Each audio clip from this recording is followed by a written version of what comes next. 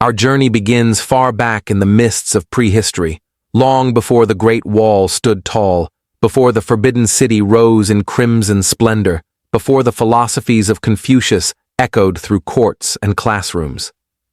This is the story of a people whose resilience, innovation, and harmony with nature shaped one of the world's oldest continuous civilizations. You are about to explore the great arc of China's dynastic past, from the mythical Xia through the ritual majesty of the Shang to the disciplined strength of the Zhou. We'll pass beneath the stone bridges of the Qin, the unifying dynasty that built roads and walls and brought writing into law. Then we float forward to the Han, the Golden Age, where poetry, invention, and diplomacy flourished. As we drift through time, we'll witness the age of division and reunification, the Three Kingdoms and the Sui. Before entering the brilliance of the Tang and Song dynasties, whose culture and commerce dazzled the world, we'll find beauty in brushstrokes, wisdom in ancient texts, and meaning in every stone and scroll. You don't need to remember every name or date. This is not a test. Rather, this is an invitation to learn while resting, to dream while remembering, to sleep while soaking in the soft rhythm of the past. The story will unfold like a scroll, slowly and peacefully, with each chapter flowing into the next. Along the way, we'll pause to reflect on daily life, how the people farmed, cooked, wrote, prayed, and dreamed, just as you are now. In this gentle narration, we use present tense to bring the past alive. We will explain key historical terms when they arise, and most importantly, we'll keep our tone soft, scholarly, and soothing, like a quiet evening in a library temple surrounded by silk and incense. Now, let your thoughts settle like dust on ancient jade. Let your breathing match the rhythm of history. As we begin our journey through the dynasties of ancient China, we step first into a realm of myth and memory, a time so distant, it drifts between legend and history.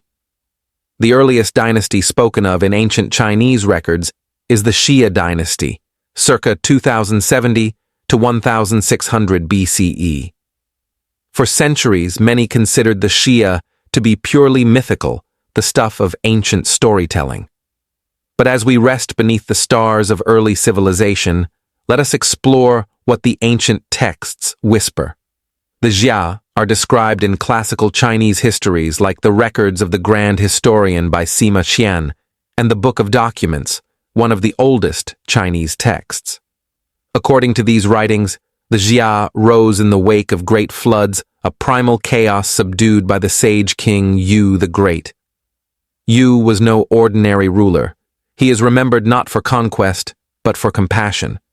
He's said to have spent 13 years managing floods by digging channels, guiding waters gently rather than blocking them, a fitting symbol for a civilization built on balance. Yu's dynasty, the Xia, is credited with establishing the earliest forms of hereditary rule in Chinese tradition. Although we lack definitive archaeological proof tying the Xia to a specific material culture, many scholars link them to the Erlitou culture, a Bronze Age society found near the Yellow River Basin. In these ancient ruins, we find hints of palatial structures, bronze tools, and turquoise inlays, delicate fragments of a people, both refined and resilient. As we move forward, the veil of myth begins to lift. The Shang Dynasty, circa 1600 to 1046 BCE, follows, and here the past becomes more solid, more tangible. We enter a time of bronze bells and oracle bones, where kings communed with ancestors and divined the will of heaven. The Shang capital at Yin, near present-day Anyang, gives us remarkable insights. In the earth, archaeologists have uncovered massive city foundations, ritual altars, bronze vessels, and bone inscriptions, the earliest form of Chinese writing. These oracle bones, carved with early characters and heated to produce cracks, were used in divination. Questions were asked of the spirits: will the harvest be good? Should we go to war? Will the king's child recover from illness? From these questions, we hear ancient voices echo. We see a court society steeped in ceremony, led by kings who ruled not merely by strength, but by divine sanction. The Shang people lived in walled cities built along riverbanks. The ruling elite governed from palace complexes, surrounded by artisans, scribes, and ritual specialists. Beneath them, farmers tilled millet fields, raised pigs, and honored their ancestors at home altars. The Shang placed great importance on ancestral worship, believing that their departed elders could intervene in worldly affairs for blessing or misfortune. Their bronze work remains astonishing. Shang bronze vessels are cast, not hammered, using complex piece mold techniques. These ceremonial urns, adorned with animal motifs, dragons, owls, tigers, reflect both aesthetic mastery and spiritual depth. Bronze in Shang society was not for coins or weapons alone. It was a sacred medium, used to bind the living and the dead. As we drift into the final dynasty of this chapter, the Zhou dynasty emerges first, the Western Zhou, 1046 to 771 BCE, which overthrew the Shang in a legendary battle, the Battle of Muye. The Zhou introduced a powerful political and philosophical idea that would shape Chinese rule for centuries, the mandate of heaven. Unlike divine right in European monarchies, the mandate of heaven was conditional. It stated that heaven blessed virtuous rulers and withdrew support from corrupt ones. Natural disasters, famines, or uprisings were signs that the ruler had lost this mandate. This belief created a moral contract between ruler and ruled and justified both the rise and fall of dynasties. It brought order to history and set a pattern for dynastic change, flourishing, corruption, collapse, and renewal. The early Zhou kings established a feudal system, granting land to nobles in exchange for military support. These noble families governed semi-autonomously, creating a patchwork of fiefdoms loyal to the Zhou king in name, but often rivaling him in power. This would eventually lead to fragmentation, but in its early years, the Zhou period was marked by harmony, innovation, and philosophical awakening. Life in the Zhou countryside was tied to nature. The people planted millet, wheat, and rice. They crafted tools from bronze and later, iron. They celebrated seasonal festivals and gathered for ritual banquets under the stars. Music flourished with flutes, zithers, and bells played in courts and temples. The Book of Songs, or Shijing, the oldest collection of Chinese poetry, was compiled during this time. These verses on love, labor, loss, and loyalty reveal a society deeply attuned to human emotion and natural rhythm. One such poem whispers, "The moon emerges from the clouds, soft light gracing fields and streams. My thoughts drift far to distant lands where longing floats like dreams." And so do our thoughts now drift through those fields and into the ages. As the Western Zhou gave way to the Eastern Zhou period, a time we'll explore in the next chapter, the central authority weakened, but intellectual and cultural life blossomed. This chapter of early dynasties Xia, Shang, and Western Zhou forms the bedrock of Chinese civilization. In their myths, we find moral lessons. In their rituals, deep reverence. And in their daily lives, an enduring balance between heaven and earth. As you rest now, feel yourself lying beneath the same stars the ancients watched.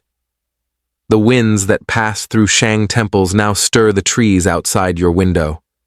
The wisdom of the Zhou still lingers in whispered verse. History is not past. It is the gentle flow beneath our dreams. Sleep in the knowledge that we are never far from those who came before us. Their hopes, their stories, and their truths still surround us like silk curtains fluttering in the night breeze. As we drift deeper into the river of Chinese history, the waters become more complex, branching, churning, yet rich with the sediment of ideas.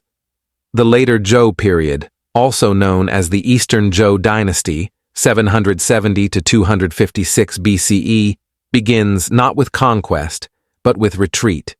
The Zhou capital is moved eastward to Luoyang after nomadic invasions threaten the western heartland. What follows is an age of splintering and of staggering intellectual brilliance. China fractures into smaller feudal states, each vying for influence and survival. This turbulent era is classically divided into two periods: the Spring and Autumn period, 770 to 476 BCE, and the Warring States period, 475 to 221 BCE. Though it may seem chaotic, this time gives birth to the most influential schools of thought in Chinese civilization, the 100 Schools of Thought. Let us drift gently into the Spring and Autumn period. The Zhou king, though still revered, becomes a ceremonial figure. True power lies in regional lords, dukes, marquises, and kings who lead militaries and control land. Yet even in the shadow of war, society flourishes. New technologies, iron tools, irrigation systems, and ox-drawn plows transform agriculture. Cities grow, trade routes expand. A new class of scholar officials begins to rise. Among these thinkers is a name that echoes across centuries: Confucius, or Kongzi, 551 to 479 BCE. He is born in the state of Lu, poor in status, but rich in wisdom. Confucius does not seek power. He seeks order through morality, ritual, and responsibility. His teachings emphasize filial piety, benevolent leadership, and social harmony. He teaches that virtue begins in the family and radiates outward to the community, to the state, and to all under heaven. Confucius never rules a kingdom. He never builds an empire. Yet his ideas become the backbone of Chinese government for over 2,000 years. His collected sayings, the Analects, are simple, profound, and peaceful, perfect companions for our resting minds. To learn and to practice what is learned time and again, is this not a pleasure? The gentleman is calm and at ease, the petty man is always anxious. Even as political instability reigns, the moral universe Confucius envisions offers a sanctuary of thought, a garden of principles where humanity can find peace, even in turmoil. Beyond Confucianism, other philosophies bloom like lotus flowers in a muddy pond. Taoism, or Taoism, attributed to the semi-legendary sage Laozi, emerges during this period as well. In the Tao Te Ching, a short poetic text, Laozi urges us not to strive, but to flow. The Tao, or way, is the natural order of the cosmos. It cannot be grasped or forced, only followed. Where Confucianism seeks structure, Taoism offers surrender. It speaks not of duties and ranks, but of stillness, nature, and quietude. Be like water, the Tao says, nourishing all things without effort. Taoist philosophy encourages simplicity, humility, and harmony with the rhythms of the world. In a society concerned with hierarchy, Taoism reminds us of balance and inner peace, a perfect thought to drift into sleep with. Alongside Confucianism and Taoism arises legalism, a more austere and pragmatic school of thought. Legalists believe that human nature is fundamentally self-interested, and that only strict laws and severe punishments can maintain order. While less poetic, legalism becomes highly influential, especially in the state of Qin, which we shall meet soon. Other thinkers fill this intellectual cosmos: Mozi, who preaches universal love and meritocracy; the yin-yang theorists, who interpret life through balance and duality; the logicians, who debate language, logic, and paradox. This age of thought becomes known as the 100 Schools of Thought, though the number is symbolic. It reflects not a literal count, but a blossoming of human curiosity, a time when war-torn lands turned to scholars for salvation. And yet, while minds soar, swords still clash. The Spring and Autumn period yields to the Warring States period, a time when 7 dominant states, Qi, Chu, Yan, Han, Zhou, Wei, and Qin, battle for supremacy. War becomes more organized, brutal, and widespread. New weapons, crossbows, cavalry, and iron armor shift the balance of power. Yet even here, society advances. Bureaucracies form. Taxes are levied. Roads are built to move armies and later, ideas. Maps are drawn. Measurements standardized. The Silk Road begins its early stirrings, and the civil service class, the Shi or scholar gentry, grows stronger. These educated men do not inherit power, they earn it through knowledge and examination. In this environment, the teachings of Confucius take hold as a moral compass for officials, while legalism seduces those craving control. Imagine now the daily life of a farmer in the state of Zhou. He rises before dawn, kneels in the earth, and offers incense to his ancestors. He walks through misty paddies, his oxen pulling a wooden plow. At night, his children learn simple characters scratched into bamboo slips, taught by a village teacher who reads the sayings of old masters by candlelight. Or imagine a noble court in Chu, where silk-clad ministers debate taxation while sipping tea brewed from spring leaves. They consult astrologers. They carve laws onto stone. They send messengers across the mountains, bearing scrolls sealed with wax and stamped with jade.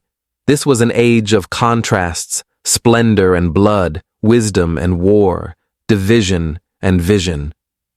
As the warring states reach their zenith, one state begins to rise above the rest, the state of Qin, tucked in the western frontier. Ruthless, efficient, and ambitious, Qin adopts the legalist philosophy to strengthen its rule.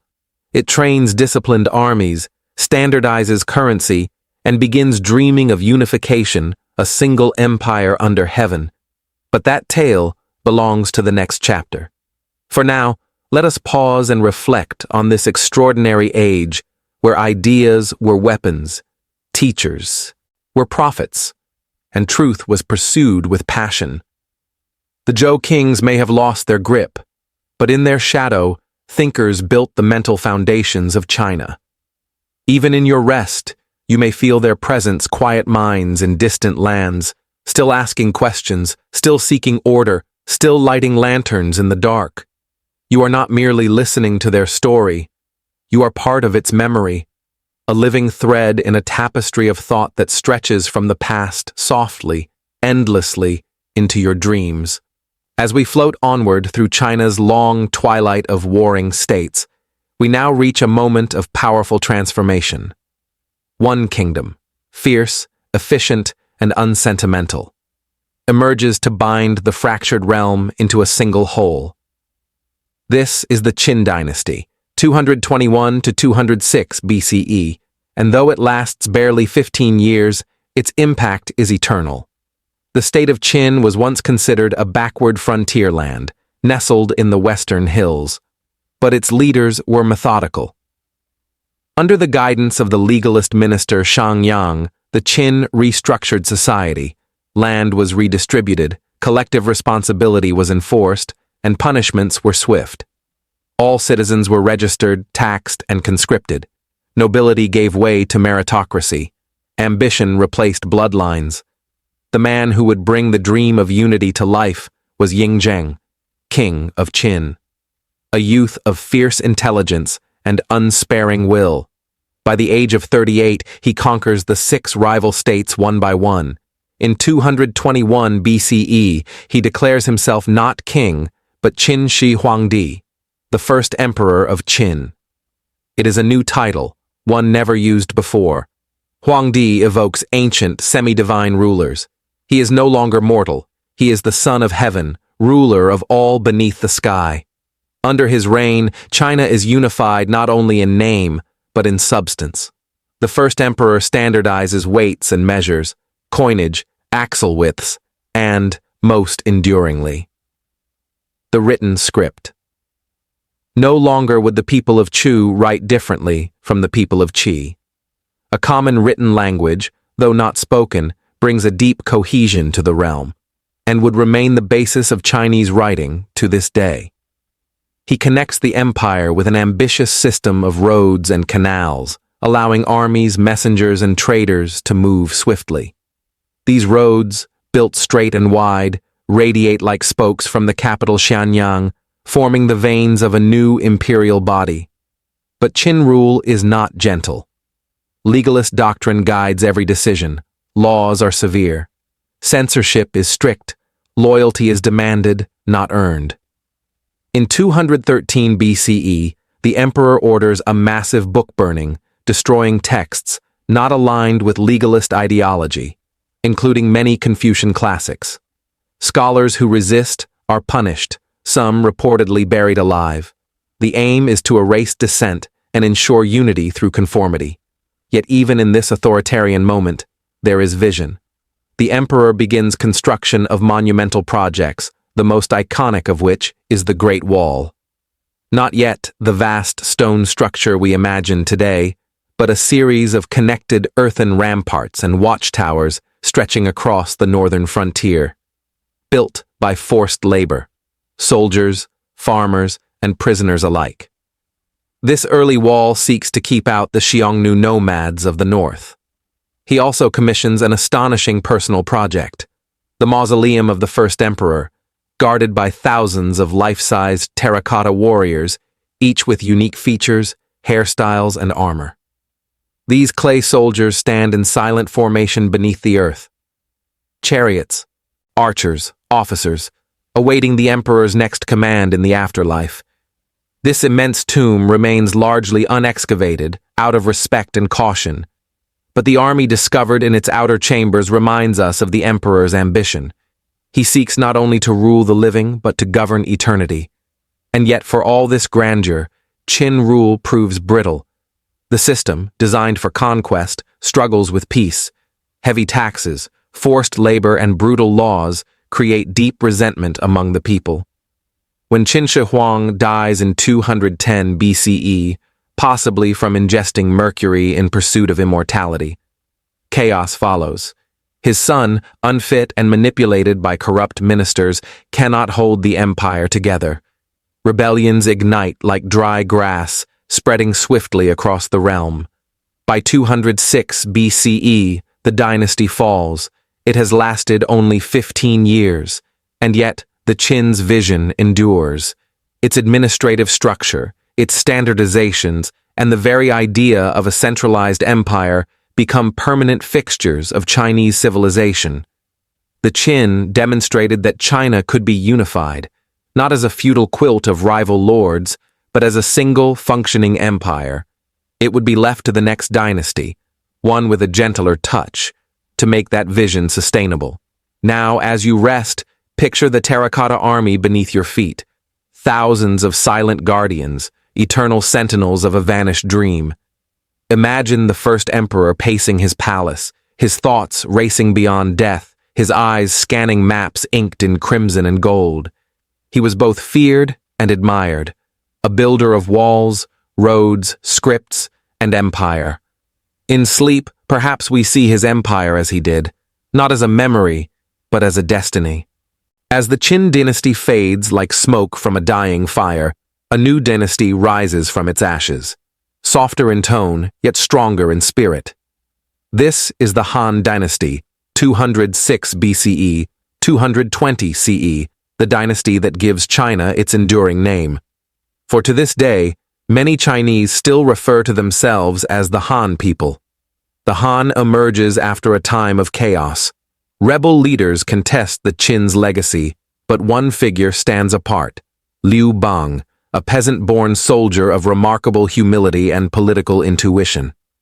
He rises through the ranks not by birthright, but by charisma, courage, and a gift for compromise. In 202 BCE, he is crowned as Emperor Gaozu of Han. From the outset, Han rule is defined by balance.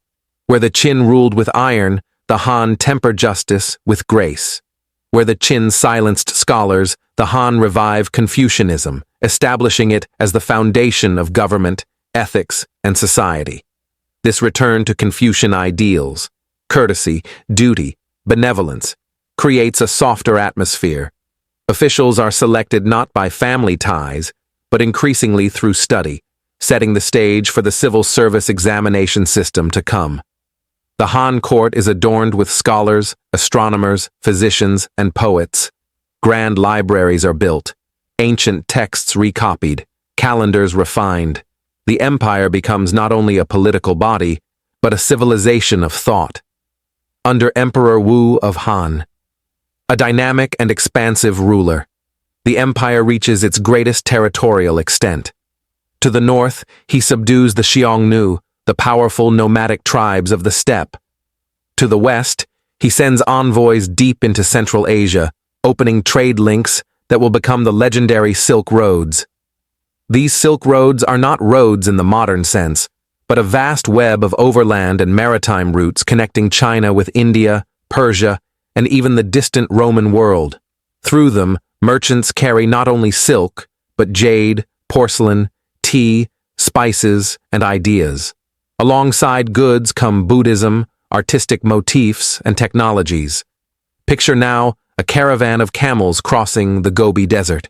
At night, traders gather around fires, sharing stories of distant cities, Chang'an, Samarkand, Alexandria. Silk flows in the breeze like river mist. The scent of cloves and incense fills the air. Back in the Han capital of Chang'an, life is vibrant. The city is laid out in careful grids, marketplaces bustling with activity, temples adorned with carved wooden beams, courtyards filled with music and poetry. The imperial palace rises at the city's heart, surrounded by bureaucrats in flowing robes, artists sketching calligraphy, and monks in quiet meditation.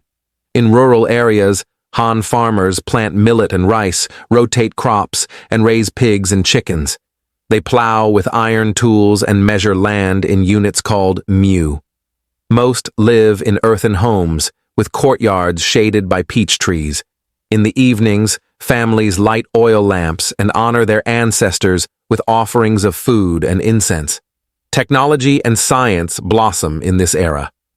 The Han invent the seismograph, record celestial movements, and perfect papermaking, replacing bamboo and silk with a more affordable writing surface. Medicine evolves through herbal remedies, acupuncture, and careful anatomical observations. One physician, Zhang Zhongjing, writes medical texts still consulted today. His tone is calm, his approach holistic. The body, like the empire, must remain balanced. Its energies flowing freely, its elements in harmony. Literature thrives as well. The great historian Sima Qian composes the records of the Grand Historian, a sweeping chronicle of Chinese history from mythical times through the Han. His writing is elegant, deeply moral, and filled with empathy, an enduring treasure of Chinese civilization, and yet, even golden ages cast long shadows. The Han must contend with internal struggles, court intrigue, eunuch factions, corruption. As emperors grow more insulated, powerful landowners accumulate wealth and influence. The burden on peasants increases. Natural disasters, floods, droughts, locust swarms, spark unrest. In time, rebellions rise, the most famous being the Yellow Turban Rebellion, inspired by Taoist millenarian beliefs. The Han respond with force, but the unity of the empire begins to unravel. By the early 3rd century CE, the Han collapse into a patchwork of warlords and rival kingdoms. The imperial line fades, though the civilization it fostered remains. Even in its twilight, the Han bequeaths a rich inheritance, a centralized bureaucracy, a national identity, a Confucian moral code, a vibrant literary tradition, and a global network of exchange. As we drift through this age, imagine the fragrance of ink in a scribe's study, the crackle of silk unfurled at market, the hush of footfalls in a bamboo grove. These were the rhythms of Han life, moments of beauty amidst empire. And now, as we settle further into stillness, let us reflect. The Han did not merely rule. They defined China, in language, in law, in heart. They built bridges between heaven and earth, past and future. As you breathe slowly, their spirit surrounds you, not as emperors or armies, but as quiet continuity. Their echoes are in your stillness. Their dreams are in your sleep. As the golden light of the Han Dynasty dims, we enter a time of division, an era that many Chinese remember not only through history books, but through epic storytelling, drama, and poetry. This is the age of the Three Kingdoms, 220 to 280 CE, a time when the land fractures into rival realms, each vying for legitimacy, each led by generals, scholars, and sages of legendary fame. The Three Kingdoms, Wei, Shu, and Wu, emerge from the collapse of the Han. The central court, weakened by corruption and rebellion, gives way to powerful warlords. These new rulers carve the land into spheres of influence, each claiming descent from the Han and seeking the mandate of heaven. In this fractured world, strategy replaces ceremony, and alliances shift like drifting mist. Among the most celebrated figures is Zhuge Liang, the Chancellor of Shu. A man of immense wisdom, serenity, and foresight. Known as the Sleeping Dragon, he becomes a symbol of calm intellect amid chaos. Tales of his clever tactics, including the legendary empty fort strategy, are still told today, both as history and fable. But even Zhuge Liang cannot stop the tides of history. The kingdoms battle endlessly, and after decades of conflict, they are slowly absorbed and unified under the Western Qin Dynasty, 265 to 316 CE. Yet peace is fleeting, internal strife and invasions by nomadic peoples, especially from the north, plunge China into further fragmentation. What follows is known as the 16 Kingdoms and Northern and Southern Dynasties periods, centuries of cultural mixing, shifting power, and deep spiritual searching. During these turbulent centuries, China divides into northern and southern regions, each with distinct rulers, styles, and influences. Northern China sees waves of steppe nomads, such as the Xianbei and later the Tuoba, establish kingdoms and adopt Chinese customs. Southern China, meanwhile, becomes a haven for Han aristocrats, scholars, and poets, fleeing the turmoil of the north. Despite the fragmentation, culture does not collapse. In fact, it transforms. The arts flourish, especially in the south. Landscapes in ink are painted not merely to represent nature, but to express the inner mind. Poetry becomes both personal and philosophical. Music, refined and melancholic, is played on the guqin, a 7-string zither whose tones evoke longing and memory. In the north, the fusion of Han and steppe cultures reshapes clothing, architecture, and even cuisine. Nomadic rulers patronize Chinese scholars and artisans. Fortified cities rise, trade resumes, and perhaps most profoundly, Buddhism takes root. Though introduced during the Han, Buddhism now flourishes during this age of uncertainty.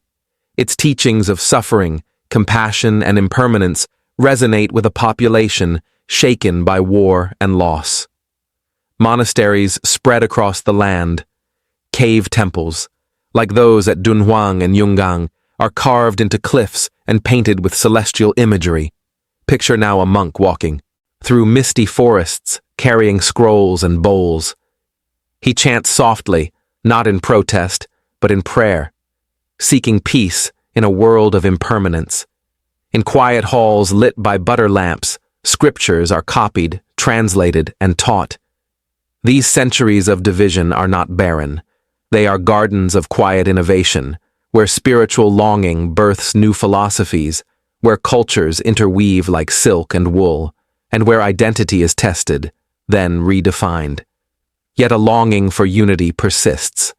This longing is fulfilled in the late 6th century with the rise of the Sui dynasty, 581 to 618 CE, a brief but significant era of reunification and renewal. The founder, Emperor Wen of Sui, a former general from the northern Zhou, brings both north and south under a single rule once more. He does so not with brute force alone, but with policy, planning, and a vision of continuity. The Sui revive central institutions, standardize coinage, and re-establish Confucian bureaucracy. But their greatest achievement is the construction of the Grand Canal, a monumental waterway linking the Yangtze and Yellow rivers, allowing grain, soldiers, and information to flow smoothly through the empire. Stretching over 1,000 miles, this canal becomes the lifeblood of China for centuries to come, a vein of connection between distant provinces, a highway of silk, rice, and thought. Daily life under the Sui is modest but recovering. Farmers return to their fields, now better irrigated and more connected to urban markets. Artisans once again shape clay, bronze, and lacquer. Scholars return to court. Monks continue their quiet pilgrimages. But the Sui, like the Qin, overreach.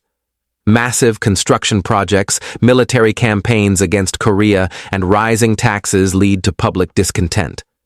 The last Sui emperor, indulgent and erratic, loses the people's support. In 618 CE, a general named Li Yuan rises against the Sui and establishes a new dynasty, one that will usher in another golden age. But before we meet them, let us pause and reflect. This chapter, from the fall of the Han to the rise of the Sui, may seem chaotic, yet beneath its surface lies a story of resilience. The spirit of China does not fracture with its kingdoms. It bends, flows, and adapts. Beneath war drums and shifting thrones, people still plant rice, honor their ancestors, share poems under moonlight, and dream of peace. As you breathe softly now, you drift through a time when the human soul searched for meaning amidst change, and in that search it found new beauty. Let your thoughts settle like a brushstroke on silk.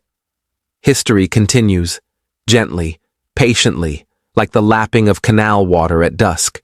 As we gently approach the final chapter of our journey, we arrive at a luminous stretch in Chinese history. A time when culture reaches dazzling heights, when art, science, and spirit blossom in brilliant harmony.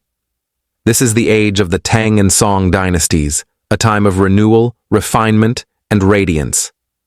Let us begin with the Tang dynasty, 618 to 907 CE, founded by Li Yuan, now Emperor Gaozu, and quickly strengthened by his son, the visionary Emperor Taizong. Under Tang rule, China becomes a vast, cosmopolitan empire, reaching from Korea to Central Asia, from the steppes to the South China Sea. The Tang capital, Chang'an, becomes the largest and most vibrant city in the world. A grid of wide boulevards, bustling markets, serene temples, and shaded gardens. Foreign merchants, monks, and envoys walk its streets. Silk, spices, jade, and books exchange hands beside stories and smiles. Daily life in Chang'an flows like a well-written poem. In tea houses, scholars sip quietly as courtyards hum with conversation. Poets compose verses under moonlight. Lanterns sway above shaded walkways. It is in this era that the poetic genius of Li Bai and Du Fu arises, voices of joy, sorrow, and stillness. You ask me why I dwell in green mountains. I smile and remain silent. My heart is at peace, like peach blossoms flowing downstream. While the Tang celebrate Confucian stability, they also embrace Buddhism, now fully integrated into Chinese life.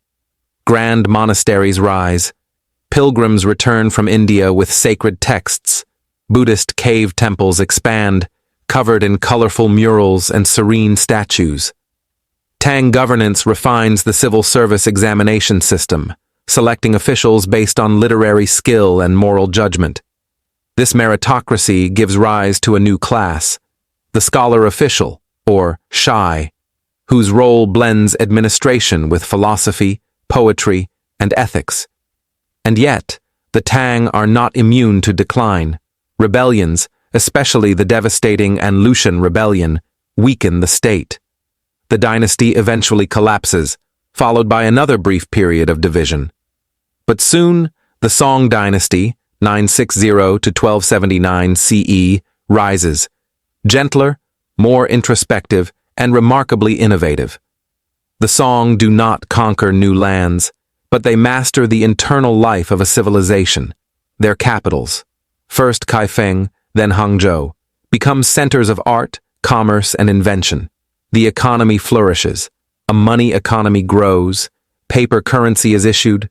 Printing technology, including movable type, spreads books and ideas. Under the Song, science advances. The great polymath Shen Kuo writes on astronomy, magnetism, and geology. The compass, once used for fortune-telling, guides ships through open seas. The mechanical clock, intricate and precise, marks time with celestial rhythm. Agriculture evolves, with the introduction of early ripening rice feeding a growing population. Canals are maintained. Trade expands, both inland and across oceans. Porcelain becomes more refined. Painting reaches new heights. Misty mountains rendered with just a few brushstrokes, evoking depth, silence, and thought. Daily life under the Song is richly textured. Families gather around stone stoves. Children learn characters with brush and ink. Women weave silk, recite poetry, and tend garden courtyards where plum blossoms bloom. Gentle music drifts through city alleys and river towns. There is no empire more peaceful, no time more contemplative. Confucianism experiences a renaissance, now blended with metaphysical thought, a movement later called Neo-Confucianism. Here, scholars look inward as well as outward, seeking harmony not just in statecraft, but in the self. But the Song, too, face pressures. Nomadic powers rise to the north. Eventually, the Mongols, under Kublai Khan, defeat the Song and establish the Yuan dynasty, a new chapter beyond our ancient frame. Yet the spirit of dynastic China, from the Xia to the Song, leaves a legacy that flows far beyond borders and time. It is in the balance of philosophy and practicality, the weaving of heaven and earth, the reverence for ancestor and self, that Chinese civilization endures. Dynasties rise and fall, but the thread of continuity, in language, culture, and memory, is unbroken. As we near the end of our journey, feel yourself resting among willow trees beside a quiet canal. Hear the soft splash of water against wooden boats. A poet recites verse in the distance. A scholar writes by candlelight. A monk turns a prayer wheel in the wind. You have walked through 4,000 years of history, not as a spectator, but as a traveler. Let this final moment be a quiet one. Let it be filled not with facts, but with feeling, of time passing gently, of minds and hearts shaping one another across centuries. Sleep now, wrapped in the silken scroll of memory. For dynasties may fade, but wisdom endures, and in dreams the ancients still walk among us, serene, silent, and wise.